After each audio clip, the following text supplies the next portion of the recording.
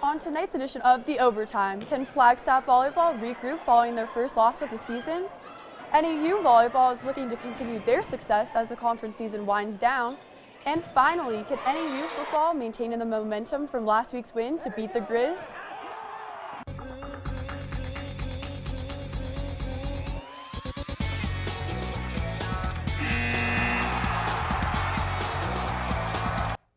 And thank you for joining us, and welcome to this edition of The Overtime, Northern Arizona's only sports show. I'm your host, Lauren Hunt.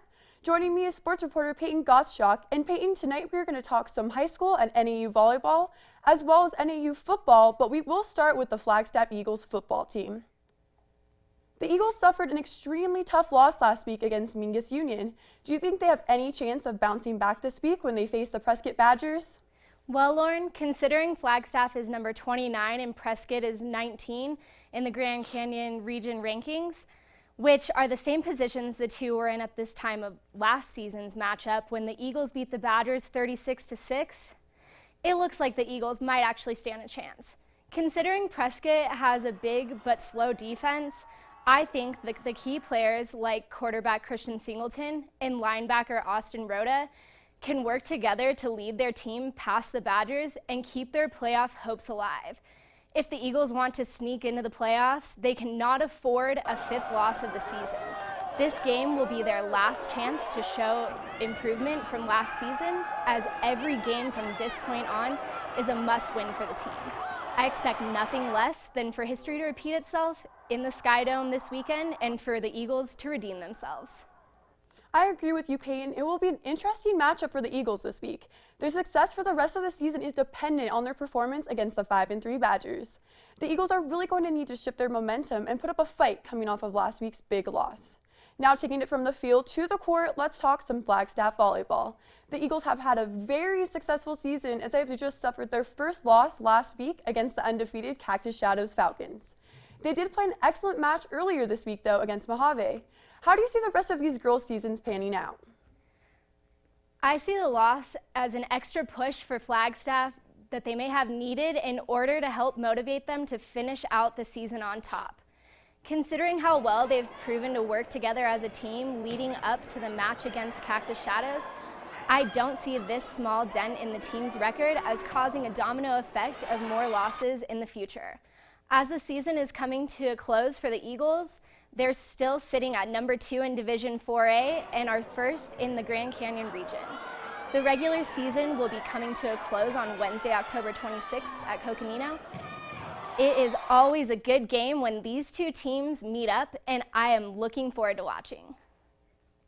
Yeah, we're definitely on the same page with that. I'm extremely impressed with their performance this season, and I'm confident that the Flag High Lady Eagles will return to their winning streak. Every girl plays a huge role in contributing to team's overall success, especially junior Lydia Miller. Miller has 335 kills to date this season, and there's no sign of her slowing down. The Eagles return to the court next Tuesday to take on the Prescott Badgers. Also, on the other side of town, the 9-5 Coconino Panthers hit the court next week at Mingus Union. The Panthers have been performing pretty well as they are third in Grand Canyon region behind Flagstaff and Prescott. Junior Dana Parker leads the team in kills with 305. Next week is sure to be a big week for high school volleyball. Now heading over to the collegiate level, NAU had a fantastic homecoming weekend last week as every sports team took home a W, including football. Peyton, the Jacks dominated Idaho State last week. What do you think it was that made them so successful? Well, looking back on the homecoming game and the matchup against Idaho State, what really stands out is the Lumberjacks defense. Last week's Big Sky Conference Defensive Player of the Week, Supele Anu, continued his success with 2.5 sacks, a tackle for a loss, deflected 2 passes, and helped force a fumble. It took NAU less than 4 minutes to get on the board. Senior Delshawn McClellan, its 9-yard rush touchdown set the tone early for the Jacks, and they never looked back from there. Big defensive plays by Anu and Jack Thomas contributed to the opening score of the game. Anu was able to bat the ball out of the air and into Thomas's arms for an easy interception. This helped NAU gain the ball and field position. The turnover allowed for McClellan to take a fly sweep to the left and make his way all the way to the end zone for the Jacks. It is no secret that the Lumberjacks' success for defense and offense go hand in hand with one another. If you look back to earlier in the season when the defense wasn't living up to expectations, it's easy to see this pattern. Let's take a look at the game against Western Illinois, where NAU barely got any pressure on the quarterback with only 1 sack for a loss of 7 yards. The lack of pressure allowed for Western Illinois to comfortably run their offense and allow big plays to develop downfield, causing NAU's defense to stay on the field for a majority of the game, losing the time of possession battle by more than 13 minutes. This led to a 14-point loss for the Lumberjacks, but when the team is able to get on their opponent's quarterback like they did against Idaho State this past weekend, the Lumberjacks were able to create pressure, sacking them 7 times for a total of 40 yards. The momentum combined with the good field position carried over to the offense, and the Jacks were able to come away with the victory. Definitely, Peyton. The Jacks are on a roll. Senior Blake Kemp was 23 for 37 and threw 319 yards for 4 touchdowns and 1 interception. It doesn't look like the Jacks are struggling too much with the absence of starting quarterback Case Cookus. I look forward to seeing how the Lumberjacks' day goes on Saturday against Montana. Kickoff is at 4 p.m. in the Skydome.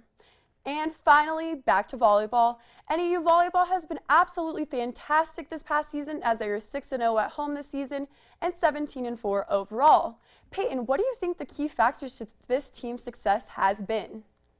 Well, Lauren, I think there is no argument that the Lady Lumberjacks lost some key players from last season, like Peyton Bach and Janae Vanderploeg. At the start of the season, there was some speculation about the team being able to keep up their success with these seniors having graduated, but they seem to be holding their own. Returning players have stepped up to fill in where the team needed them. A notable player is setter Jensen Barton, who has been an All-Big Sky selection twice in her career. Barton has an assist average of 10.37, making her 5th in program history. She also holds the 6th highest NAU volleyball record for assists with a total of nearly 3,000. Barton contributed 7 points in the game against Sacramento State last week to complement freshman middle blocker Abby Atkins' 8 kills and outside hitter Lauren Jacobson's 7 added points. This team has been fun to watch for the past 2 years, and I think they're on the path to winning another Big Sky title. Despite the loss of last year's top-performing seniors, the Jacks haven't let that stop them from dominating the court this season. Senior Lauren Jacobson leads the team in kills with 338, and freshman Abby Aiken leads the team in blocks with 81. The Lumberjacks hit the court on Saturday against the 4-14 Montana Grizz. I look forward to seeing if the ladies can keep up their impressive play at home for another week.